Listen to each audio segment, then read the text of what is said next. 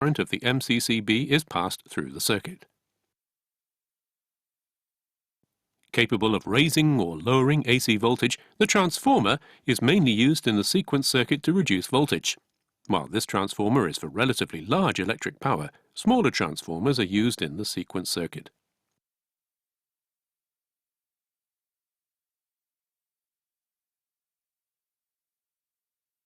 The fuse cuts off the electrical circuit when current exceeding a preset value flows through the circuit.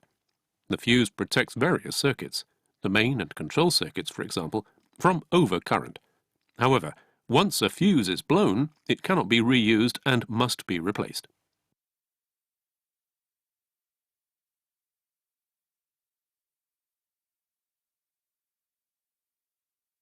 Lamps are used to display the operational state of the motor or to display an error. LEDs are used in newer lamps. The merits of an LED include a long useful life, high luminance, and low power consumption. In cases where the sequence circuit is operated by DC and the plus and minus directions of the LED need to be clearly indicated, notations like this are sometimes used. Lamp colors are represented as abbreviations, as shown in this table. Electric motors are classified into single-phase motors operated by single-phase AC voltage and three-phase motors operated by three-phase AC voltage. While the single-phase motor is used for ventilation fans and small cooling fans, almost all motors used on ships are three-phase motors. The schematic symbol for the motor is the same in both old GIS and IEC. Fan marks and pump marks may be indicated along with the motor symbol.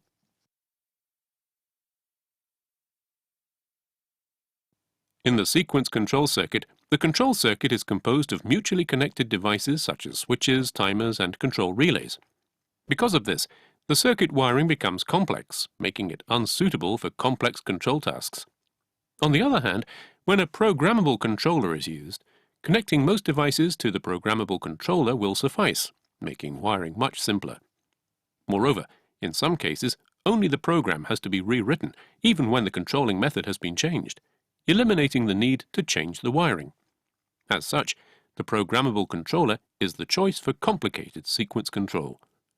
The programmable controller is also referred to as a programmable logic controller, PLC, programmable relay, or simply sequencer.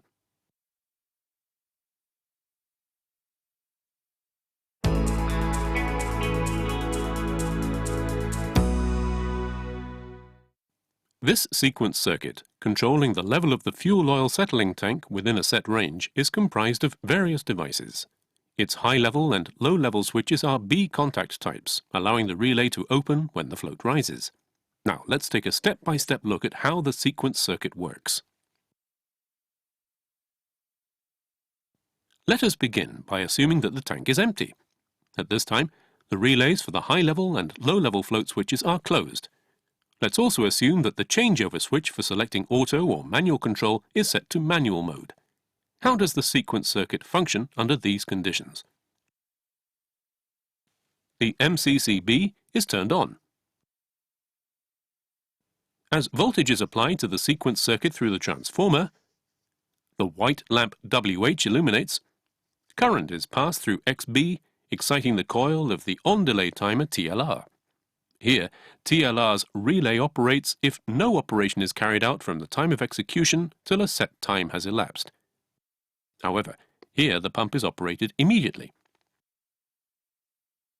As the push-button switch PBSA is pressed, a current is passed from PBSA to changeover switch COS, to press-button switch PBSB, to high-level float switch LSH, and to the coil of control relay X. Thus, the coil of X is excited. As a result, XA is turned on, and the current begins to flow from XA to PBSB, LSH, and to X. Therefore, even though the finger is removed from PBSA, X continues to be excited. This state is known as the self-holding state of X. When XA is turned on, the coil of MC is excited. As MC's coil is excited, MC's contactor is turned on. Current is passed to the motor through MCCB, MC and THR, and the motor starts. Then the pump starts operating to supply the tank with water. As XA is turned on, the green operation lamp illuminates. As XB is turned off, the timer's coil is demagnetized. As the fuel oil transfer pump usually operates in auto control operation mode, the changeover switch is usually switched over to auto mode after confirming that pump operation has been initiated. Pump operation continues because X remains in self-holding state after switchover. If the pump operation continues, the fuel oil level rises. Here, LSH float rises and LSH relay turns off. Let's see how the sequence circuit operates from this state. When LSH relay is turned off, current passing through XA, PBSB, LSH and to X is cut off, and X coil is demagnetized. As a result, XA turns off and X does not remain in self-holding state. MC coil is demagnetized as XA turns off. As a result, MC contactor turns off to interrupt the supply of power to the motor, bringing pump operation to a halt. As XA turns off, the green operation lamp goes out. With XB turned on, the timer TLR coil is excited. The TLR relay turns on after a set period of time elapses, and the MCSH coil is excited. Then MCSH contactor turns on, allowing current to flow to the space heater. This prevents the motor from accumulating condensation due to cooling. If the liquid level falls gradually while the pump is stopped, the LSH float goes down and the LSH relay is turned on again. However, the motor remains stopped because the X coil is not excited. If the liquid level falls even further and the LSL float also falls, the LSL relay turns on. If COS is set to auto mode, X is excited and returns to sequence operation. This is because, with XA turned on, current begins to flow from XA to PBSB, LSH and to X, enabling X to remain excited even if you take your finger off PBSA. By repeating this operation, the level in the tank is controlled within the preset parameters. However, if COS remains in manual mode, the pump does not operate because X is not excited even though the LSL relay is turned on. The tank eventually becomes empty. Next, let's look at an example where the pump is stopped manually and then started again. Let's assume that the tank is about half full and the pump is operated in auto mode. At this time, LSH relay is on and the LSL relay is off. As PBSB is pressed, current passing through XA to PBSB, LSH and to X is cut, and X is demagnetized. In the subsequent sequence operation, XA turns off, and X does not remain in self-holding state, so pump operation comes to a stop. Next, let's see how pump operation is resumed. First, the changeover switch is set to manual mode. When PBSA is pressed, current passes through PBSA to COS to PBSB, LSH and to X, and X is excited. In the subsequent sequence operation, XA turns on, allowing current to flow from XA to PBSB, LSH and to X. As a result, X remains excited and pump operation continues, even if you take your finger off PBSA. Further, let's assume that current exceeding the rated current is passed to the motor during pump operation. Possible causes include the motor having stopped because of damage to a bearing, or a large quantity of dirt accumulated on the vane in the tank has caused the load on the motor to increase tremendously. Let's see sequence circuit operation under these conditions. As excess current passes to the motor, heat is generated in the thermal relay THR heater. The THR relay of the sequence circuit opens because of heat generation in the THR heater. Current is cut off as the THR relay opens and the X coil demagnetizes. Then XA turns off, demagnetizing the MC coil and turning the MC off. However, the THR relay does not reset automatically. If the relay is left as it is, the tank will become empty. This is because even though the LSL float falls along with the liquid level, the motor is not operating automatically. Make sure that the MCCB is turned off when searching for the cause of the excess current. When the problem has been resolved, turn the MCCB and THR on and start operation by switching the changeover switch to manual mode. Dust can easily accumulate inside the control panel containing the sequence control circuit. If this dust accumulates between the control relay terminal and the MC terminal, electric current may flow through it, generating heat and even fire. This fire may spread to the electric cables inside the panel and, in the worst case, burn out the whole control panel. To prevent such an incident, compressed air should be used periodically to blow away any dust that accumulates inside the control panel and switchboard. Use of cotton rags should be avoided because the oil on the rags could stick to the terminal board, making it even easier for dust to accumulate. Push-button switches, relays, and other similar devices are connected by electric cables. Vibration can cause the screws that fix the connection terminals of these cables to loosen over time. So, periodically check all screws and tighten them as necessary. All electronic equipment and apparatuses consume electric power. For example, a seawater cooling pump needs 3-phase AC voltage, while a fluorescent lamp needs single-phase AC voltage.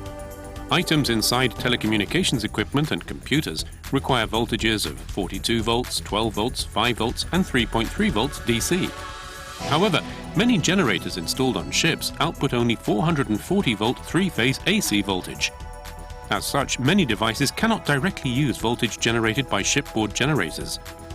Electric power conversion circuits are used to accommodate differences between the types of electric power being generated and consumed.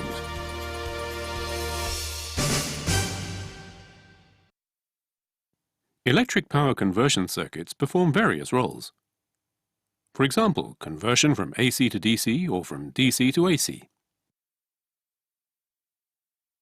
The stepping up or stepping down of voltage. A change of frequency. And maintaining a stable voltage.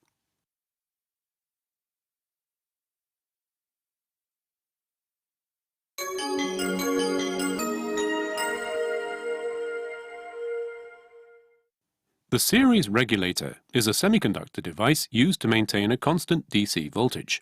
The series regulator can also be used to generate a steady and constant voltage. Let's illustrate the operation of the series regulator by comparing it to a water tank. The water pressure P1 available from tank 1 is proportional to water level H1 of the tank. When water pressure P2, which is less than P1, is required, an overflow pipe becomes necessary, like the one attached to tank 2. Water level H2 can be lowered to H1, and water pressure P2 from tank 2 is lowered in proportion to water level H2. Though the principle is very simple, the wastage is significant as water always flows out from the overflow pipe. Likewise, as wasteful current flows out from the ground terminal, the efficiency of the series regulator also decreases. Therefore, it cannot be used in electrical circuits requiring high power consumption. However, features such as low noise and low voltage ripple make it suitable as a power source in small electrical circuits.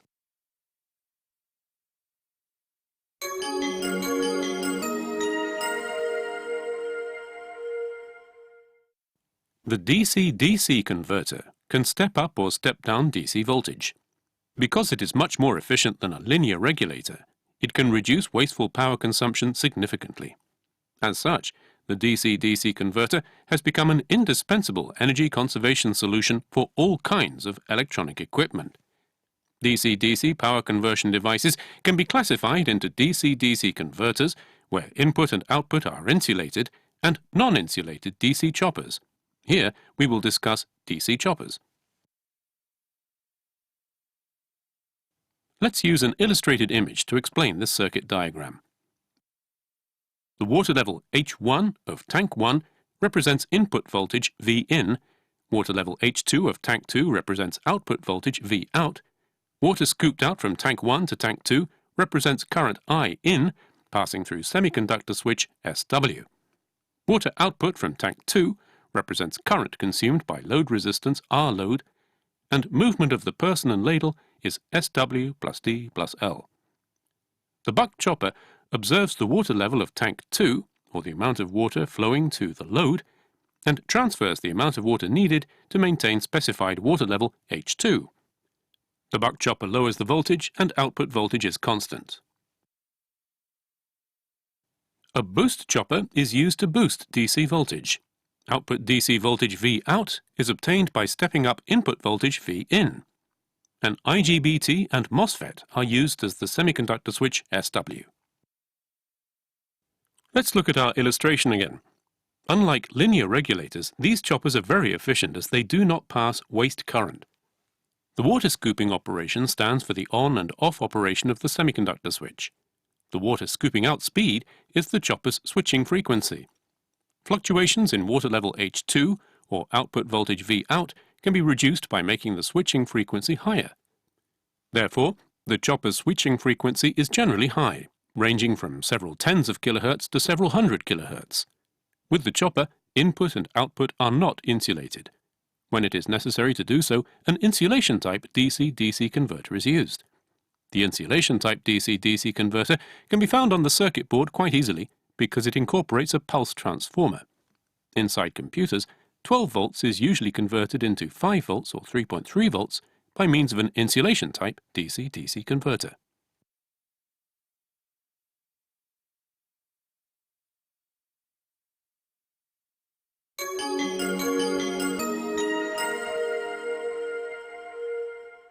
The cooling fresh water pump, fluorescent light tube and so on are operated by 60 Hz AC voltage. However, semiconductor devices on control circuit boards and in computers are operated by DC voltage. The circuit that supplies DC power to these semiconductors is an AC-DC converter. Sometimes it is simply called a converter.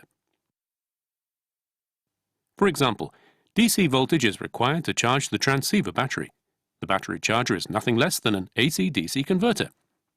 In an AC-DC converter, a power conversion circuit is configured by passive elements and semiconductor devices. Circuit configurations can be adjusted for a variety of applications. The simplest form of AC-DC converter is a rectifier composed of diodes and capacitors. While the diode rectifier can easily convert AC into DC, its output voltage VD has a large ripple and the output voltage cannot be controlled. As such, the diode rectifier cannot be used for equipment that requires a stable DC power supply.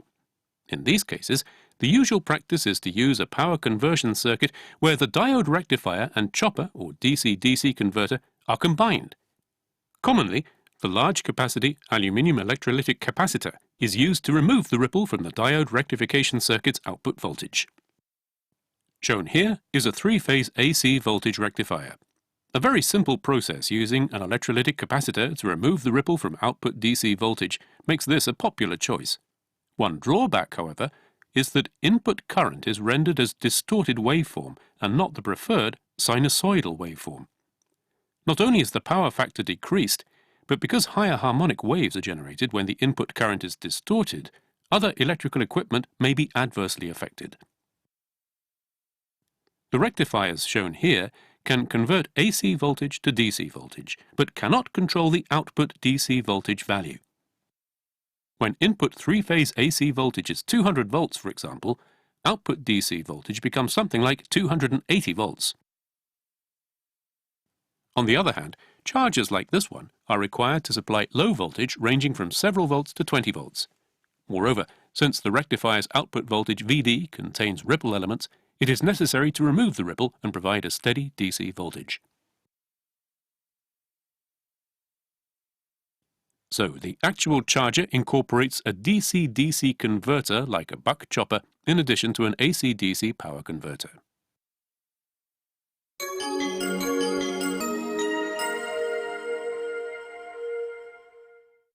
The inverter is a power converter designed to convert DC to AC. The output AC voltage is not limited to 60 Hz.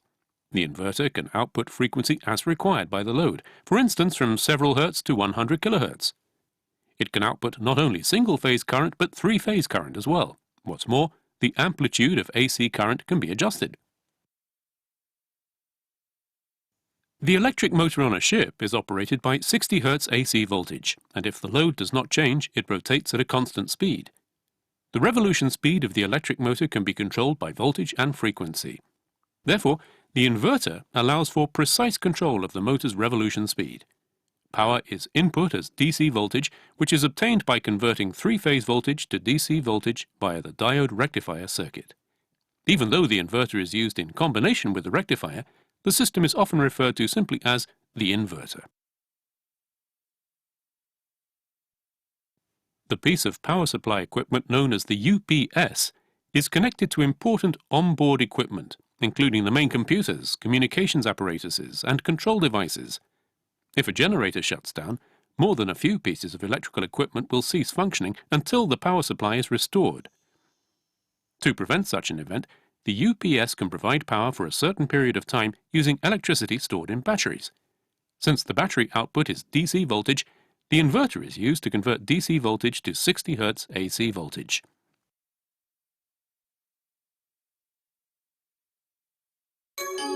How are the conversion circuits we've seen used? Let's look at some examples.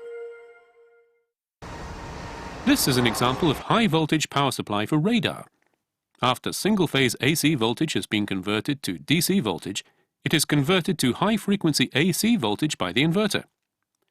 The high-frequency voltage is raised to high voltage through the step-up transformer, and then adjusted for DC high-voltage output. If the frequency of supplied current is high, the transformer can be compact and lightweight. An inverter is used in the power conversion process to supply high-frequency AC voltage to the step-up transformer.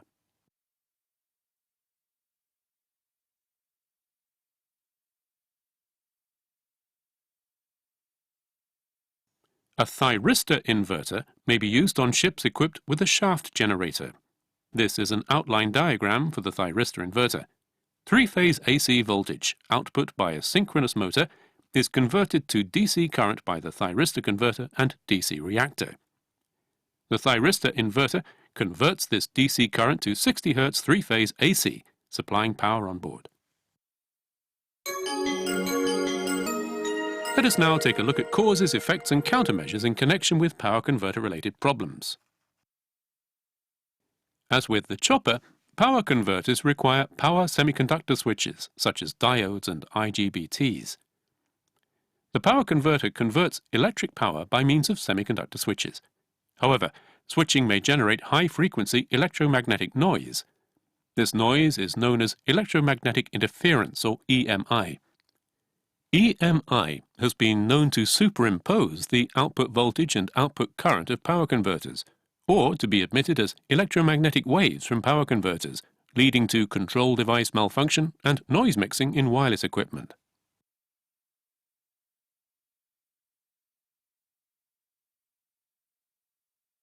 Installing an electric product that contains power converters, an inverter for example, near a normally functioning temperature measuring instrument could result in erroneous display of error or overrange warnings. One possible reason for this is noise generated by the power converter entering the thermocouple. This noise is known as common mode noise. Temperature measurement can be improved by taking the following actions. If the thermocouple is covered with a stainless steel sheath, ground the sheath. If the terminal block and data logger have ground terminals, these should be grounded. Wind the thermocouple wire or its wire leads around the ferrite core several times. An inverter-controlled motor may generate shaft voltage due to common mode voltage generated by the inverter. When shaft voltage reaches the dielectric breakdown voltage of the motor bearing's oil film, bearing current will flow through the bearings and corrode them. Electric corrosion of the bearings may cause the motor to break down. It may be difficult to deal with this problem on board. Nevertheless, please keep the following in mind. Motors controlling the speed of winches and cargo pumps by inverter may have shorter useful lives. A filter circuit can be installed to prevent common mode noise.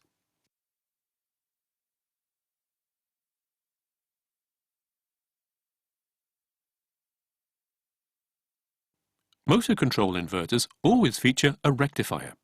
The rectifier is a kind of AC-DC converter.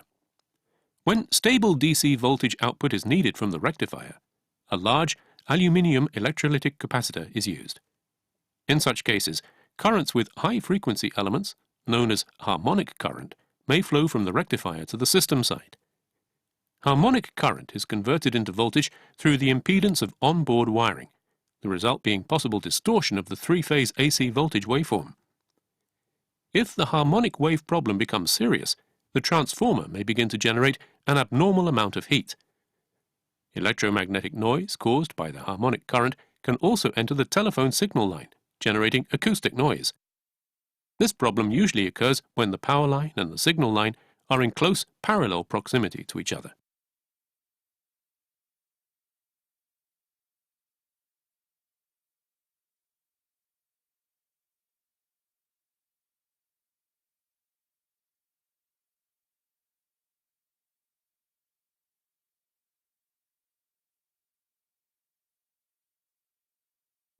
It is difficult to resolve the fundamental causes of harmonic current problems on board. However, one effective measure is to keep the transmission and signal lines away from each other. It is also advisable to confirm that the line has been properly grounded. For example, when the transmission line is covered with basket armor, grounding of the basket armor should be confirmed. When coaxial cable is used as signal wire, confirm that the armor metallic shield is properly grounded. In many cases, the part connected to the electrical equipment is grounded. Check to make sure grounding terminal screws are properly tightened.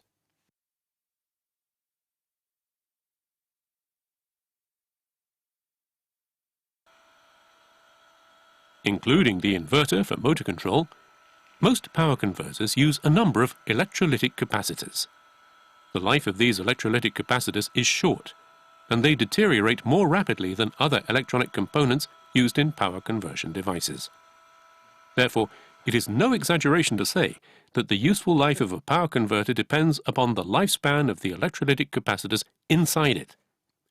For effective cooling of electrolytic capacitors, care should be taken so that the suction and exhaust fans of the inverter or UPS are not choked with dust or other debris.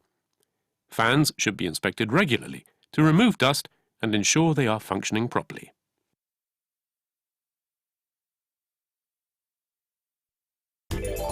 Sensors, such as thermometers and pressure gauges, are indispensable for grasping the state of various types of equipment and apparatuses and for collecting data. Here, we will discuss electronic sensors that allow you to monitor and store data in the control room.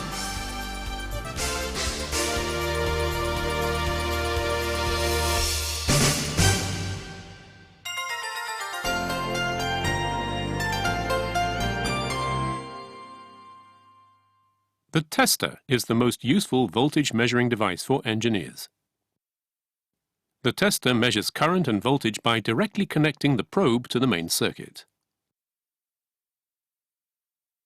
For the inside of a switchboard and motor starting board, voltage and current are usually measured with measuring transformers, PT and CT, by insulating and stepping down the voltage.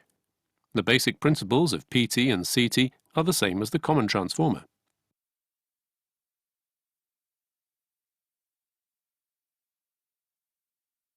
Based as it is on the Hall sensor, the current sensor can measure current by disconnecting and insulating and does not require a CT. This current sensor detects the magnetic field generated by the current and can measure both direct current and alternating current. This Hall sensor is used in clamp-type current sensors. Since the clamp-type sensor is built using very precise semiconductor components, this part is especially vulnerable to damage. Handle it with care.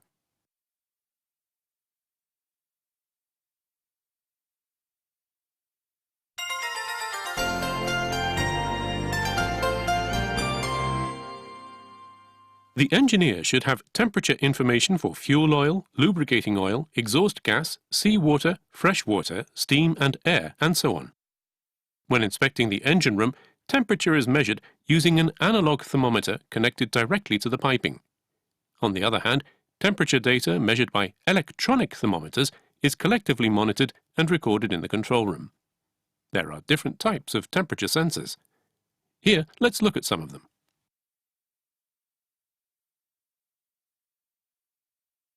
When two types of metal wires are connected to each other at the ends and heat is passed to the contact point, voltage is generated.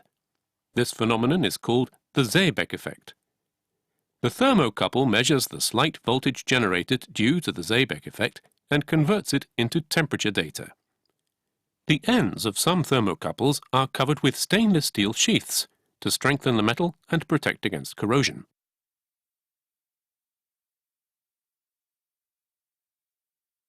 The electrical resistance of metal changes with the temperature.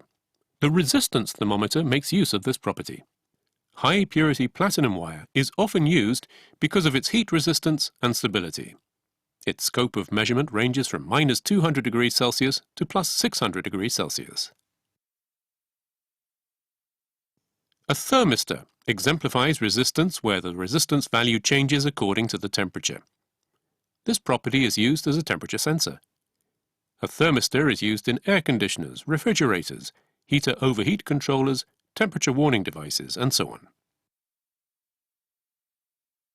Since the IC temperature sensor uses a semiconductor as its temperature sensor, it can be included in one IC package together with the control circuit. It is both compact and very precise. The thermostat is a device incorporating a sensor and a switch. The device is turned on or off by a contact switch set to operate at a specific temperature. While there are various types of thermostats, the disc-type bimetal thermostat is the most commonly used. Two types of thin metal plates, each with a different thermal expansion coefficient, are stuck together to form a bimetal. This deforms when heat is applied and returns to its original shape after cooling down. Expansion or reversion of the metal disc causes the switch to turn on or off.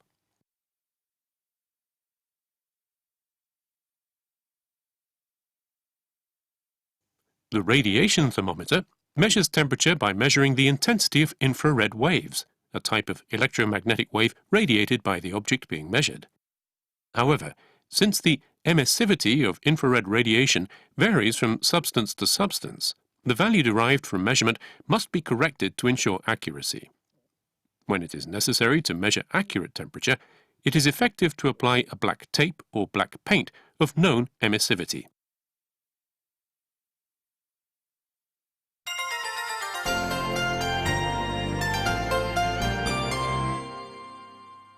Pressure is measured at various locations around a ship. Pressure gauges can be found in compressors, pump outlets, lubricating oil lines, and so on. In the board and tube pressure gauge, an elliptical metal tube that is flat at its cross-section is coiled in the shape of the letter C. When pressure is applied, the tip of the tube moves slightly outward. This slight displacement causes the pointer to move through a link lever gear. Pressure gauges commonly found in ships not only read indicated values, but also monitor pressure in the control room by converting the pressure into an electrical signal.